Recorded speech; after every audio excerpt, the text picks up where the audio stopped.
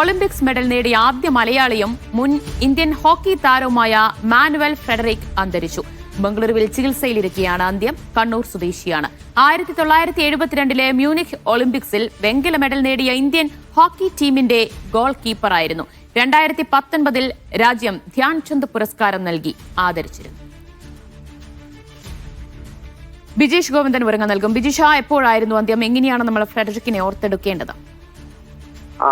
ദിവ്യ, ഇന്ന് ബാംഗ്ലൂരുവിലെ സ്വകാര്യ ആശുപത്രിയിൽ ചികിത്സയിലിരിക്കെ ഫ്രെഡറിക് മാനുവൽ അന്തരിച്ചിരിക്കുന്നത്. ക്യാൻസർ രോഗബാധിതനായി അദ്ദേഹം കുറച്ചുനാളായി ചികിത്സയിലായിരുന്നു.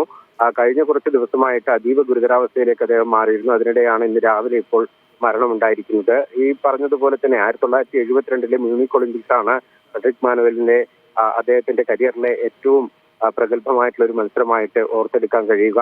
കണ്ണൂരിൽ നിന്ന് നടന്ന രാജ്യാന്തര തലത്തിൽ ഇന്ത്യൻ ഹോക്കിയെ പ്രതിനിധീകരിച്ച ഒരു താരം എന്നുള്ള രൂപത്തിൽ കണ്ണൂർക്കാർക്കും അതുപോലെ തന്നെ മലയാളികൾക്കൊന്നാകെ വലിയ അഭിമാനം നൽകിയ ഒരു താരമായി അദ്ദേഹം വളർന്നിരുന്നു.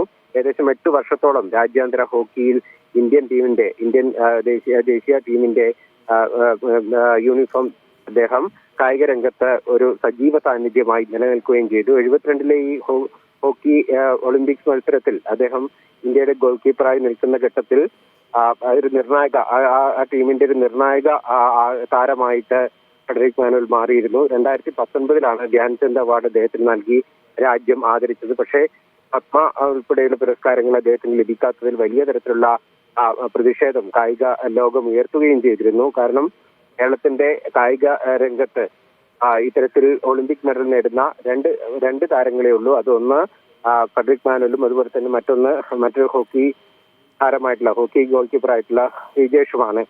ഏതായാലും ഇദ്ദേഹത്തിന് അത്തരത്തിലുള്ള ആദരം ലഭിച്ചിരുന്നില്ല എന്നുള്ളൊരു ആശങ്ക ഒരു ദുഃഖം നിലനിൽക്കുന്നതിനിടയിൽ തന്നെയാണ് ഇപ്പോൾ ഈ മരണം സംഭവിച്ചിരിക്കുന്നത്.